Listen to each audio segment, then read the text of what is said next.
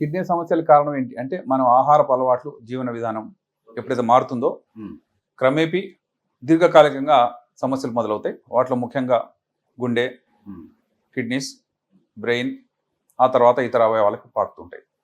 అయితే గుండె కొట్టుకునేది లబ్డబ్ అనే విషయం మనకు అందరికీ ఛాతీదా చేయబెట్టినా వినబడుతుంది.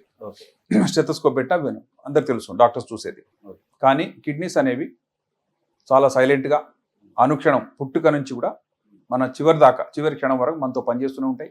మనతో ఎటువంటి శబ్దం లేకుండా, ఎటువంటి ఆర్భాటం లేకుండా సైలెంట్గా పనిచేసిన ఛాంపియన్స్ కిడ్నీస్. వీపు భాగాలు ఉన్నాయి, వెన్నెముక గిరుపక్కలు ఉన్నాయి. అవి పనిచేసం లేదా మన వరకు ఐడియా లేదు. గుండె అయితే కొట్టుకుంటుంటే సౌండ్ వింటున్నాం. ఇది పనిచేసినా సరే పని చేయకపోయినా సరే ఎటువంటి శబ్దం ఉలుకు పలుకు లేకుండా చక్కగా పనిచేసుకునే అవయవాలు కిడ్నీస్. భగవంతుడు మనకు కొన్నేమో రెండు ఇచ్చాడు, కొన్ని ఒకటే ఇచ్చాడు. కళ్ళు రెండు ఉన్నాయి, ఒక కన్ను సరే కనబడకపోయినా ఇంకో కన్నుతో మనం ఏదో విధంగా మేనేజ్ చేసుకోవచ్చు. కిడ్నీస్ ఒకటి పని చేయలేదు, లేకపోతే యాక్సిడెంట్లో పోయింది, అయినా సరే ఇంకో కిడ్నీ తన పనితనాన్ని డబల్ చేసుకొని ఆ వ్యక్తి జీవితానికి అపాయం కాకుండా చూస్తుంది. అంటే ఈ సింగిల్ కిడ్నీ వల్ల ఎన్ని సంవత్సరాలు బతుకుతుంది, అంటే లైఫ్ టైం ఎన్ని ఇయర్స్ వచ్చారు? జనరల్గా 2 కిడ్నీస్ వల్ల ఒక వ్యక్తి 60-70 సంవత్సరాలు బతుకుడు అనుకుందాం. ఒక కిడ్నీ మనం డొనేషన్ తీసుకున్నాం అనుకుందాం, అతని బ్రదర్కో సిస్టర్కో ఎవరికో ఒకళ్ళకి తన సొంత వాళ్ళకి ఇవ్వదలుచుకుంటే ఇచ్చాడు అనుకుందాం. 35 సంవత్సరాల వయసులో ఇచ్చాడు. ఇచ్చిన తర్వాత అతను ఎంతకాలం జీవిస్తాడు? ఒక కిడ్నీ ఇచ్చేసాడు కాబట్టి అతను ఏమన్నా లైఫ్ స్పాన్ తగ్గుతుందా, ఏమైనా ఇబ్బందులు పడతాడా, అతని ఆరోగ్య ప్రమాణాలు ఏమన్నా దిగజారుతాయా, ఇవన్నీ ఆలోచిస్తే అతను 2 కిడ్నీస్తో 70 సంవత్సరాలు ఉంటే ఒక కిడ్నీ ఇచ్చినా సరే 70 సంవత్సరాలు ఉంటాడు. ఎలా సాధ్యమైంది అది? అంటే 2 కిడ్నీస్ ఉన్న ఒక కిడ్నీ ఒకటే అని ఎలా అంటున్నారు అంటే దానికి కారణం ఏంటంటే జనరల్గా మన 2 కిడ్నీస్ తమ యొక్క శక్తిలో సగం శాతం పనిచేస్తాయి.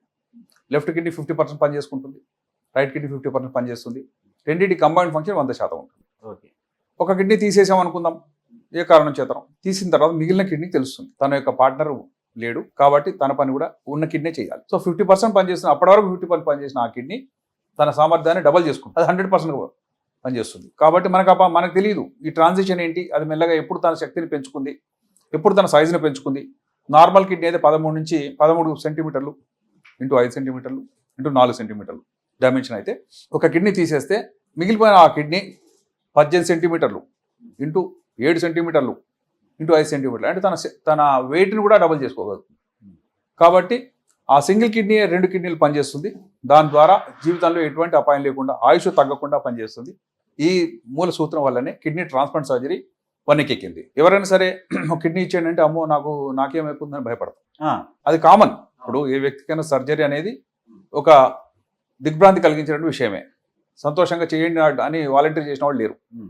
తప్పని పరిస్థితిలో చాలా కన్విన్సింగ్ తర్వాత చాలా ధైర్యం తెచ్చుకొని చాలా టైం తీసుకొని సరే వెళ్దాం అనుకున్న వాళ్ళే తప్ప డొనేషన్కు ముందు పరిగెత్తుకుంటూ వచ్చేసి తీసేసుకోండి నా కిడ్నీ అన్న వాళ్ళు లేరు.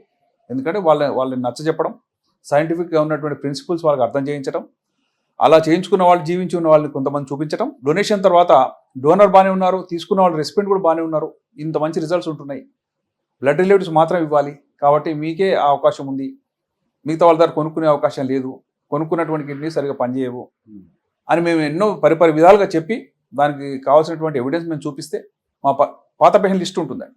ఓకే, నేను ఆపరేట్ చేసిన ఒక 97లో చేశాను, ఇప్పటికి ఆమె జీవించింది 28th ఇయర్లో ఉంది. వాళ్ళ అమ్మ ఇచ్చింది. వాళ్ళు మెదక్ దగ్గర నార్సింగ్ అని హైవే మీద ఒక విలేజ్ ఉంది, అక్కడ ఉంటున్నారు వాళ్ళు.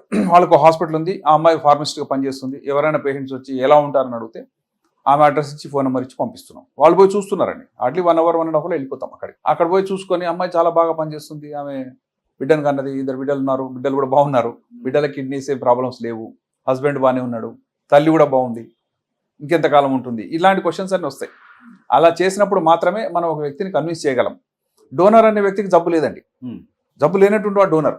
ఒక మహోన్నతమైన వ్యక్తి తన శరీరంలో ఒక భాగాన్ని త్యాగం చేస్తున్నాడు, తను ప్రేమించిన వ్యక్తి కోసం చేస్తున్నాడు, అంతేగాని ఏ లాభాపేక్షతో చేయట్లే. ఇలాంటి సందర్భంలో డోనర్కి అపాయం కలగకూడదు. డోనరు మోస్ట్ ఇంపార్టెంట్, రెసిపియంట్ అని నెక్స్ట్ ఇంపార్టెంట్. ఎందుకంటే వాళ్ళు ఆల్రెడీ జబ్బుతో ఉన్నాడు, కిడ్నీస్ ఫెయిల్ అయినాయి, మనం ఏం చేయకపోతే ఆ ప్రాణం అపాయంలో ఉంది, అలాని రక్షించడానికి ట్రై చేస్తున్నాం. కాబట్టి ఎవరి ప్రాణం ముఖ్యం, ఇద్దరు ప్రాణాలు ముఖ్యమైనప్పుడు కూడా ఫస్ట్ ప్రయారిటీ డోనర్కి ఇస్తారు. డోనర్కి ఎట్టి పరిస్థితుల్లో ఏమాత్రం కష్టం కలగకూడదు. అలా ఉంటే తప్ప నెక్స్ట్ ఎవరి ట్రాన్స్ప్లాంట్ పేషెంట్ మనం కన్విన్స్ చేయలేము. డోనర్కి అపాయం కలిగింది అనుకోండి, ఇది ఏం దాచుకునే రహస్యమైన విషయం కాదు. ట్రాన్స్ప్లాంట్ అంటే మేము చేసేంత కూడా రికార్డ్ అవుతుంది. అది గవర్నమెంట్కి ఈ పేరుకి సర్జరీ జరగబోతున్న ముందే పర్మిషన్ తీసుకోవాల్సి ఉంటుంది. ఓకే. ట్రాన్స్ప్లాంట్ ఆథరైజేషన్ కమిటీ అని ఒకటి ఉంది. డైరెక్టర్ ఆఫ్ మెడికల్ ఎడ్యుకేషన్ దగ్గర ఆ లిస్ట్ ఉంటుంది. చేసిన వాళ్ళకి ఏమైంది ఆ లిస్ట్ కూడా ఉంటుంది. చేసిన వాళ్ళ యొక్క డాక్యుమెంటేషన్ ఎలా ఉంది, వాళ్ళు నిజంగా బ్లడ్ రిలేటివ్స్ అయినా కాదా, వీళ్ళలో ఏమైనా తప్పుడు సర్టిఫికేట్ తెచ్చారా, మభ్యపెట్టి మరి ఏదో రిపోర్ట్స్ తారుమారు చేసి సర్జరీ చేయించుకొని ట్రై చేస్తున్నారా, పేషెంటే చేస్తున్నాడా లేదా డాక్టర్స్ చేస్తున్నారా, లేక హాస్పిటల్ అడ్మినిస్ట్రేషన్ ఏమన్నా ఇలాంటి వాటిలో ఇన్వాల్వ్ అయింది. ఇవన్నీ ఎన్నో కంట్రోలింగ్ పాయింట్స్ తర్వాత ఒక ట్రాన్స్ప్లాంట్ అవుతుంది. అయిన వాళ్ళకి ఏమైంది అనేది గుప్పమంటుందండి. ఏదైనా ప్రాబ్లం వస్తే ఓకే. మాకంటే ముందు హాస్పిటల్ నుంచి మొక్కుతుంది, ఈ హాస్పిటల్ ట్రాన్స్ప్లాంట్ చేసిన తర్వాత ఇలా జరిగింది. కాబట్టి ట్రాన్స్ప్లాంట్ అనేది ఒక గొప్ప ఆపరేషన్. ఒక వ్యక్తి యొక్క శరీరంలో ఒక భాగాన్ని తీసుకొని అతనికి అపాయం లేకుండా ఇంకొకరు రక్షించేటువంటి మహోన్నతమైనటువంటి ఒక కార్యం. అందులో అదొక యజ్ఞం. ఆ యజ్ఞంలో సమిధగా పేషెంట్ డోనర్ వేసుకుని ఉంటారు. కానీ మేము దాంట్లో పూజారిగా అనుకోవచ్చు. ఎంతో కష్టపడి భక్తితో శ్రద్ధతో ఆ 2 జీవితాలని కాపాడే ప్రయత్నం చేస్తున్నాం. దానిలో చాలా వరకు విజయవంతం అవుతున్నాయి. ఇక్కడ పాతకాలంలో 5 years 10 years ఉండేవాళ్ళు. ఈ మధ్య అంటే మేము సర్జరీ స్టార్ట్ చేసి కూడా 20 years దాటిందండి. 25 years 27 years అయిన వాళ్ళు కూడా ఉన్నారు సర్జరీ. వాళ్ళు బ్రతుకుతుంటే మనకు తెలుస్తుంది వీళ్ళు ఇంతకాలం బతుకుతారని. అంతేగాని మీరు 10 years బ్యాక్ వచ్చి మీ రిజల్ట్స్ ఏంటంటే చెప్పలేము. అప్పుడు 15 సంవత్సరాలు మాత్రమే ఉన్న వాళ్ళు ఉన్నారు పేషెంట్స్. వాళ్ళు ఇంకా బ్రతుకుతున్నారు. మేము ఏజ్ పెరుగుతుంది. చివరికి వాళ్ళ రిజల్ట్స్ 27 years మనిషి బ్రతుకున్నాడు నేను చెప్పానంటే నాకు ఎంత గర్వకారణం. అది పేషెంట్ జీవించి హ్యాపీగా ఉంటున్నారు. కానీ మేము చేసిన సర్జరీ వల్ల ఇన్ని సంవత్సరాలు ఒక వ్యక్తి జీవించగలుగుతున్నాడు. ఆ సర్జికల్ ప్రిన్సిపల్స్ అంత గొప్పగా ఉన్నాయి. మేము కనుక్కున్నది కాదండి, మేము నేర్చుకునే మేము అప్లై చేస్తున్నాం పేషెంట్స్కి.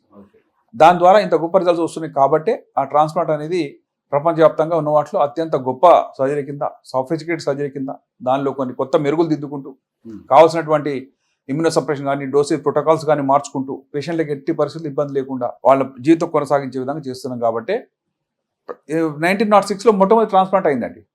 1906 అంటే ఒక 120 years బ్యాక్ అనుకుందాం. ఇందులో కొన్ని లక్షలాది మంది ట్రాన్స్ప్లాంట్స్ అయినాయి. ముఖ్యంగా లాస్ట్ 30 yearsలో ఎక్కువ మందికి అయినాయి.